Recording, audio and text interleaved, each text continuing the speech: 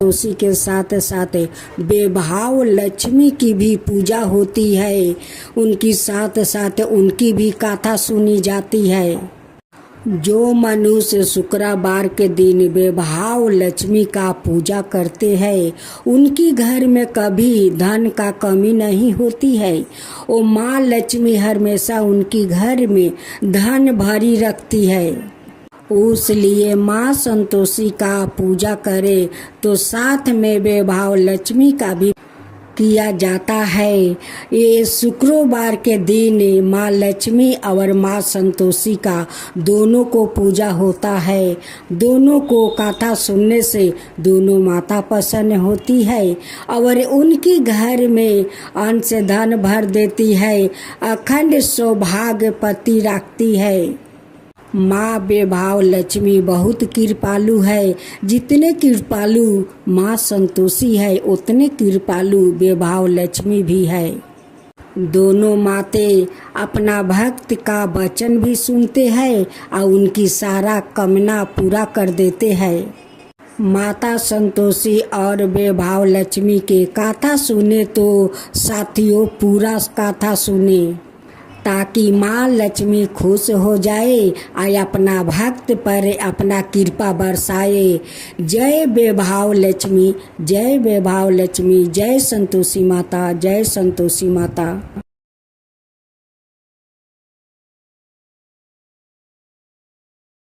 भक्तजनों, आज आप सुने माँ बेभाव लक्ष्मी की व्रत कथा। शुक्रवार का दिन माँ बेभाव लक्ष्मी को समर्पित होता है। इस दिन माँ लक्ष्मी की पूजा अर्चना और व्रत किया जाता है। माना जाता है कि शुक्रवार के दिन विधि विधान से पूजा करने से माँ लक्ष्मी का आशीर्वाद प्राप्ति होता है और उनका साथ हमेशा बना रहता है। माँ बेभाव लक्ष्मी का व्रत वैसे तो कोई भी रख सकता है, मगर जो लोग काफी समय से आर्थिक संकटों का सामना कर रहे हैं और उनकी परेशानी दूर नहीं हो रही है या फिर उन्हें सही रास्ता नजर नहीं आ रहा है, उन लोगों को हर शुक्रवार या व्रत पूरी श्रद्धा के साथ करना चाहिए। घर में दरिद्रता, कलेश, धन संकट, व्यापार में बरकत ना होने जैसी विपत्तियों से छुटकारा पाने के लिए हर शुक्रवार माँ बेभाव लक्ष्मी का व्रत और पूजा करने का विधान है। कहा जाता है कि अगर लंबे समय के बाद भी किया जा रहे प्रयासों के बाद भी अगर कोई काम नहीं बन पा रहा है तो व्याकित को बेभाव लक्ष्मी का व्रत जरूर करना चाहिए। इस व्रत को पुरुष ओ स्त्री दोनों ही कर सकते हैं। सुहागिन स्त्रियों के लिए यह व्रत ज्यादा शुभकारी माना जाता है। व्रत का संकल्प लेने के दौरान मन में अपनी मनोकामनाओं अवश्य कहनी चाहिए। भक्त को अपनी श्रद्धा और सामर्थ्य अनुसार 9, 11 या 21 शुक्रवार तक माँ बेभाव लक्ष्मी का व्रत जरूर करना चाहिए। शुक्रवार के दिन महिलाओं को ब्रह्म मुहूर्त में उठ जाना चाहिए। सभी नित्य कर्मों से निवृत्त होकर स्नादि कर ले। इसके बाद साफ वस्तु धारण करे और मंदिर की साफ सफाई कर ले। माँ लक्ष्मी का ध्यान करे और व्रत का संकल्प ले। पूरे दिन फलाहार कर आप व्रत कर सकते हैं। पूरे दिन उपवास के बाद शाम के समय फिर से स्नान करें। शाम के पूजा करने के लिए पूरब दिशा की तरफ मुंह करके बैठ जाइए। इसका बाद चौकी पर लाल कपड़ा बिछाए और उस पर बेभाव लक्ष्मी की तस्वीर या मूर्ति स्थापित करे। मूर्ति के पीछे या बगल में श्रृंगार रखे। मूर्ति या तस्वीर के सामने एक मिट्टी भर कर चावल का ढेर रख दे।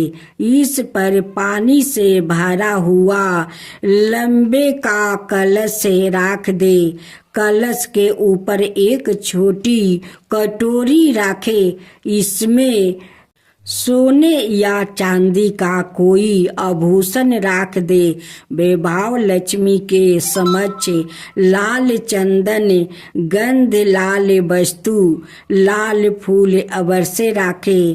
प्रसाद में गाय के दूध से निमृत चावल की खीर बनाए।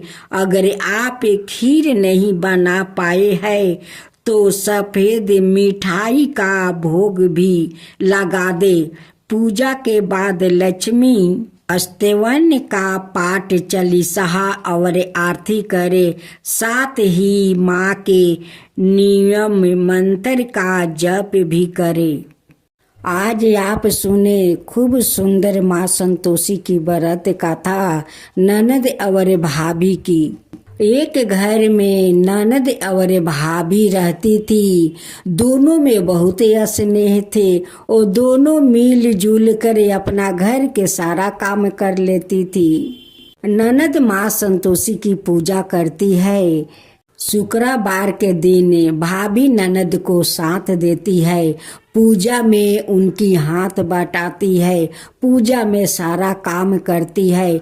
ननद भाभी में इतना स्नेह था, इतना स्नेह कि वो जो काम करती वो मिलजुल कर करती। लेकिन भाभी संतोषी माता का पूजा नहीं करती थी।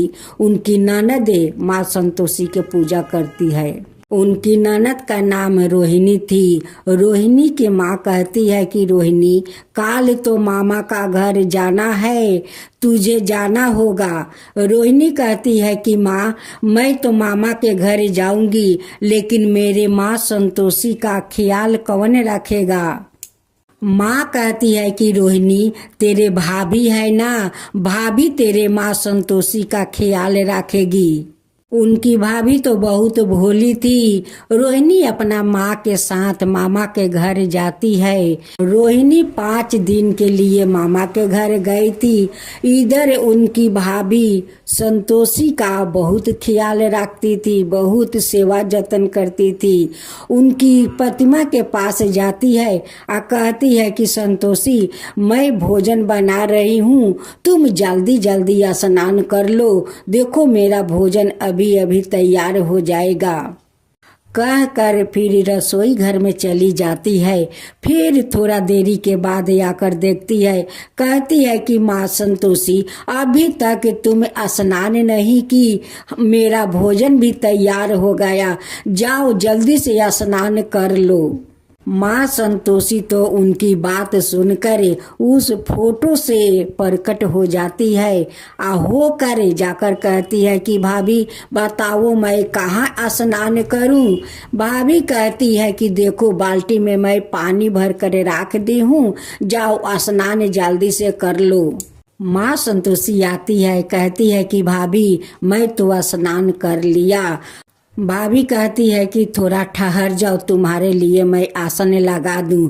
एक पीढ़ी लगा देती है, उस पर लाल आसन बिछा देती है और कहती है कि अब बैठिए। भाभी हाथ में पंखा ले लेती है और माँ संतोषी को डोलाती है या कहती है कि अब भोजन कीजिए। माँ संतोषी कहती है कि भाभी इतना पसंद से मेरे लिए भोजन बनाई हो तो अपना हाथ से मुझे भोजन खिला दो।